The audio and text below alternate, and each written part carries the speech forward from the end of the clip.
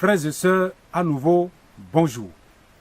Je suis en face de vous ce matin pour vous présenter ce que c'est que les commandements d'anges et les commandements d'hommes. Mais aujourd'hui, nous allons parler d'abord des commandements d'anges. Et quand on parle des commandements d'anges, ils sont subdivisés en deux.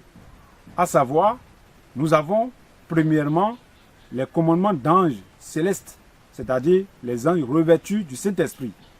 Secondo, nous avons les commandements d'anges déchus, qui sont les démons, bien sûr. Mais tout de suite, nous allons d'abord parler des commandements d'anges célestes.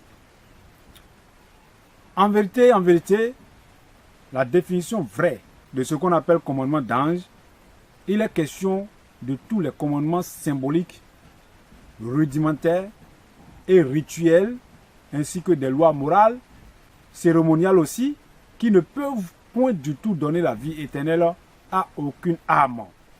Vous voyez? Et c'est en cela que nous allons directement parler des 10 commandements de Dieu. Les 10 commandements de Dieu reçus par le prophète Moïse sont l'ensemble, le résumé de tous les commandements d'anges célestes.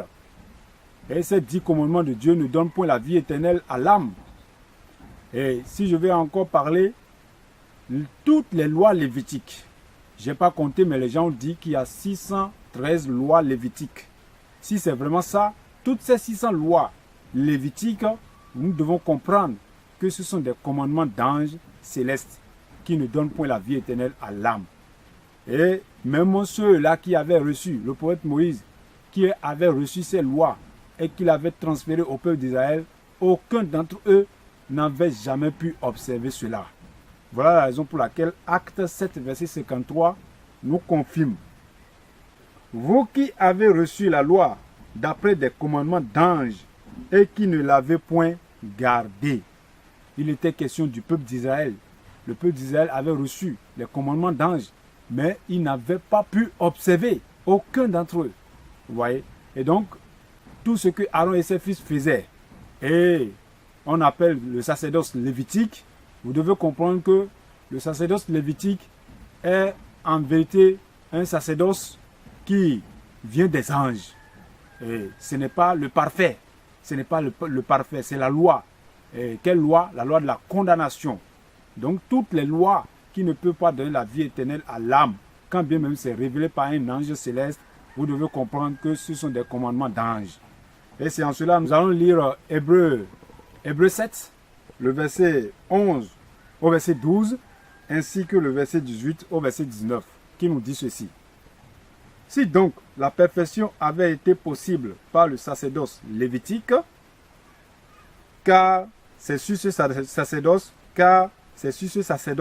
que repose la loi donnée au peuple, qu'était-il encore besoin qu'il parût un autre sacrificateur selon l'ordre de Melchisédek et non selon l'ordre d'Aaron? Car le sacerdoce étant changé, nécessairement aussi, il y a un changement de loi.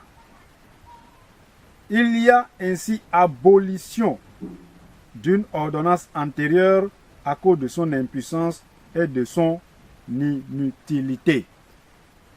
Car la loi n'a rien amené à la perfection. Et introduction d'une meilleure espérance par laquelle nous nous approchons de Dieu. Vous voyez, frère, donc le sacerdoce lévitique n'a jamais été quelque chose qui pouvait nous amener à la perfection. Et ce sacerdoce lévitique, Jésus-Christ est venu abolir cela. Vous voyez? Mais malheureusement, les chrétiens de nos jours, la communauté chrétienne tout entière, toutes ces dénominations, toutes ces milliers de dénominations surnommées églises, continuent toujours pas observer ces commandements d'anges célestes. D'où nous avons les quêtes, les dîmes, les offrandes, les actions de grâce, l'utilisation d'huile d'onction, de torchons, de manteaux, vous voyez, et la construction des temples qu'ils ont surnommés églises, vous voyez, tous les statuts, tous les règlements intérieurs au sein de chaque dénomination. Hein, les programmes par ici, les programmes par là-bas, les conventions par ici, ainsi de suite, la communion, tout ce que toutes ces dénominations font. En vérité, je ne peux pas finir de les citer, ils sont énormes.